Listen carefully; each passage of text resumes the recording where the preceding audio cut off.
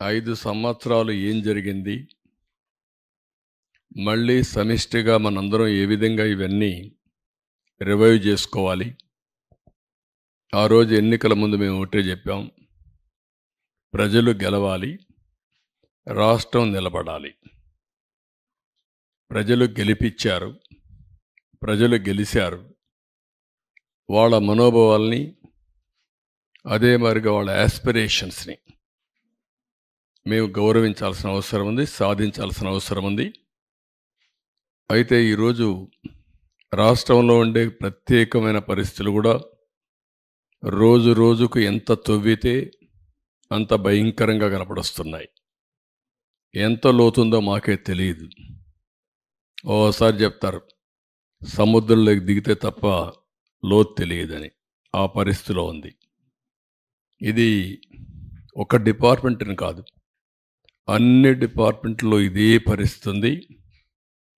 అయితే ఎవరైతే మమ్మల్ని గౌరవించి మా మీద నమ్మకం పెట్టుకుని ఒక హిస్టారికల్ విక్టరీకి దోహదపడ్డారో వాళ్ళని కాన్ఫిడెన్స్ తీసుకొని ఎప్పటికప్పుడు అన్ని విషయాలు కూడా వాళ్ళకి చెప్పి మళ్ళీ ఏం చేయాలని చేయడం కోసమే ఈ ఎక్సర్సైజ్ స్టార్ట్ చేశాం. 1కి 10 సార్లు మేము చెప్పాల్సిన అవసరం ఉంది, అందరూ కూడా ఆలోచించాల్సిన అవసరం ఉంది. ఫైనల్గా ఏ విధంగా నిర్ణయాలు చేసి ఈ యొక్క వ్యవస్థని ఘాట్లో పెట్టాలి, ఆర్థిక వ్యవస్థను మళ్ళీ ఏ విధంగా పరిపుష్టి చేయాలి, మళ్ళీ అటు సంక్షేమం ఇటు అభివృద్ధి రెండు కూడా సమాంతరంగా ఏ విధంగా తీసుకుపోవాలనో ఆ ఎక్సర్సైజ్ స్టార్ట్ చేశాం. అందుకే 3వ వైట్ పేపర్ ఇది. అది కూడా చాలామందికి వైట్ పేపర్ అంటే మాకేంటి సంబంధం అనుకుంటారు. ఇవన్నీ వాస్తవాలు మీ ముందర పెట్టడం, యథార్థాలు మీకు తెలియజేయడం. మీరందరూ కూడా ఎన్ని పనులున్నా కామన్ మ్యాన్ కూడా, మామూలు పేదవాడు కూడా దృష్టి పెట్టవలసిన అవసరం ఉంది. ఎప్పుడు కూడా ఒక పరిపాలన అంటే సమర్థవంతమైన పాలన ఉంటే ఆ సమర్థవంతమైన పాలన వల్ల మెరుగైనటువంటి ప్రయోజనాలు పేదవాళ్ళకు కలుగుతాయి. దానివల్ల వాళ్ళ కష్టానికి తోడుగా మేము చేసే పనుల వల్ల కూడా వాళ్ళకు లాభం వస్తుంది. అట్లా కాకుండా పేదవాళ్ళ ప్రభుత్వంతో మాకు సంబంధం లేనుకుంటే, ఒక బాధ్యత లేకుండా ఆలోచిస్తే వచ్చే కష్టాలకు కూడా మనం భరించాల్సి వస్తుంది. దానికి ఒక ఉదాహరణ పేదవాడికి ఏ విధంగా నష్టం జరుగుతుందో అన్ని విషయాల్లో ఉంది. ఇందులో కూడా మీరు ఒకసారి ఆలోచిస్తే ప్రజలందరికీ అర్థమవుతుంది.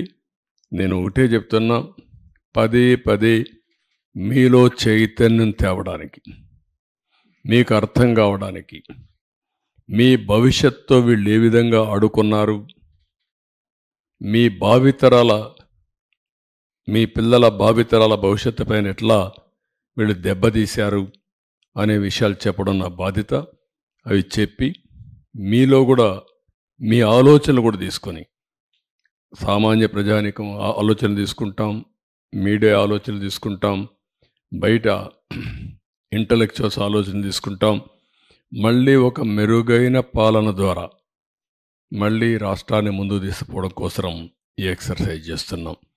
ఈరోజు అతి ముఖ్యమైన సబ్జెక్ట్ ఇది. పవర్, విద్యుత్ శక్తి.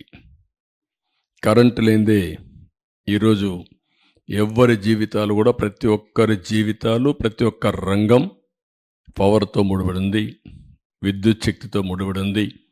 దీన్ని ఎంత సమర్థవంతంగా మనం అమలు చేసుకోగలిగితే అంత మెరుగైన జీవన ప్రమాణాలు, అదే మరిగా మనకు అన్ని విధాల లాభం జరిగే పరిస్థితి వస్తుంది.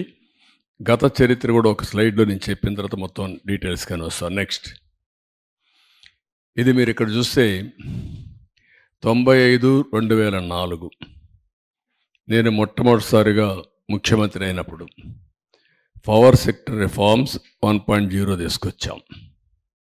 That was the beginning. ఈ దేశంలో ఎవ్వరూ చేయలేనప్పుడు ఒక్క ఒరిస్సానే పవర్ సెక్టర్ రిఫార్మ్ తీసుకొచ్చి ఫెయిల్ అయ్యి వదిలిపెట్టారు. అప్పుడు నేను పవర్ సెక్టర్ రిఫార్మ్స్కి వెళ్ళాను. ఆ పవర్ సెక్టర్ రిఫార్మ్స్ వచ్చినప్పుడు దాన్ని మళ్ళీ మీకు ఎక్స్ప్లెయిన్ చేస్తాను.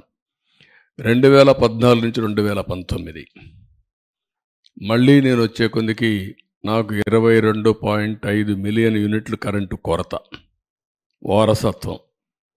అప్పుడే 2.0. ఈసారి సోలార్, విండ్, ఇన్నోవేటివ్ పవర్ కోసం ముందుకు పోయాం. అవి కూడా ఏ విధంగా వచ్చాయి మీకు ఎక్స్ప్లెయిన్ చేస్తాం.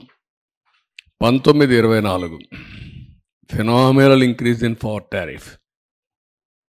నేను ఎన్నికల ముందు చెప్పాను, కరెంటు ఛార్జీలు పెంచకుండా వినూత్నమైన ఆలోచనలతో ఏ విధంగా చేయాలనో చేసి చూపిస్తానని చెప్పాను. వీళ్ళు వస్తానే విపరీతంగా పెంచేశారు. ఇంకొక పక్కన ఏదైతే 19-24లో అప్పులు కూడా విపరీతంగా పెరిగిపోయినాయి. 1,29,000 కోట్ల రూపాయలు అప్పు ఉన్నాయి ఇప్పుడు. నేను డీటెయిల్స్ మీకు ఎక్స్ప్లెయిన్ చేస్తాను. ఇంకా ఎక్కువ అవుతాయి. ఇంకొక పక్కన 19-24 ఇన్ఎఫిషియెంట్ గవర్నెన్స్ వల్ల ఒక చేతగాని వ్యక్తి, ఒక అహంకారంతో విర్రవీగే వ్యక్తి వ్యవస్థల్ని ఏ విధంగా నాశనం చేస్తాడో ఇందులో మీరు చూస్తారు. ఒక అసమర్థుడు, ఒక అహంకారి, రెండూ కలిస్తే రాజకీయాలకు తగని వ్యక్తి అనేది కూడా మీరు అందరూ గుర్తుపెట్టుకోవాలి. అలాంటి వ్యక్తి వల్ల సమాజం ఏ విధంగా అతలాకుతలం అవుతుంది, అందరికీ ఏ విధంగా ఇబ్బందులు వస్తాయనే విషయం కూడా మనం గుర్తుపెట్టుకోవాల్సి వస్తుంది. మీరు ఈ ఫ్యాక్ట్ చూస్తే రాష్ట్రంలో ఉండే ప్రజలందరినీ కోరుతున్నాం, రాగద్వేషాలకు అతీతంగా ఆలోచించండి.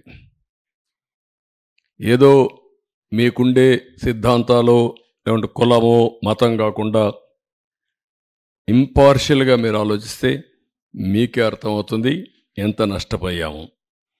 వే ఫార్వర్డ్ ఏం చేయాలని కూడా ప్రజలకు ఎక్స్ప్లెయిన్ చేయడం ప్రయత్నం చేస్తాను. ఇంకా సజెషన్ తీసుకుంటాం, దానిపైన ముందుకెళ్తాం. నెక్స్ట్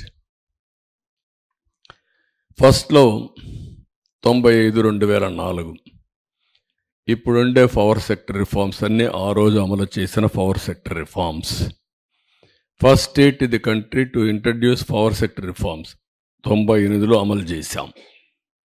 అదే మరి ఇండిపెండెంట్ రెగ్యులేటరీ కమిషన్ అపాయింట్ చేశాం, ఏపీఈఆర్సీ. దేశంలోనే మొట్టమొదటి రెగ్యులేటరీ కమిషన్. ఆ తర్వాత టెలికాంలో, సివిల్ ఏవియేషన్లో ఇంకా చాలా డిపార్ట్మెంట్లు వచ్చాయి. దేశంలోనే రిఫార్మ్లో మొట్టమొదటి రెగ్యులేటరీ కమిషన్ పవర్ సెక్టర్లో వచ్చింది. అది కూడా మన ఆంధ్రప్రదేశ్లో వచ్చింది. ఈ రిఫార్మ్ ఫలితమే జనరేషన్ కంపెనీలు, ట్రాన్స్మిషన్ కంపెనీని, డిస్ట్రిబ్యూషన్ కంపెనీస్ ఒకప్పుడు 5 ఉండేటివి, ఇప్పుడు 3 ఉన్నాయి. కంబైన్డ్ ఆంధ్రప్రదేశ్లో 5 డిస్ట్రిబ్యూషన్ కంపెనీస్ ఉండేటివి. హైదరాబాద్, వరంగల్, తెలంగాణకి వెళ్ళిన తర్వాత ఉత్తరాంధ్ర, ఇక్కడ వచ్చే కొద్దిగా విజయవాడ, ఇక్కడ వచ్చే తిరుపతి, ఒకప్పుడు అనంతపురం ఉండేటివి. ఇన్ని 3 ఉన్నాయి ఇప్పుడు.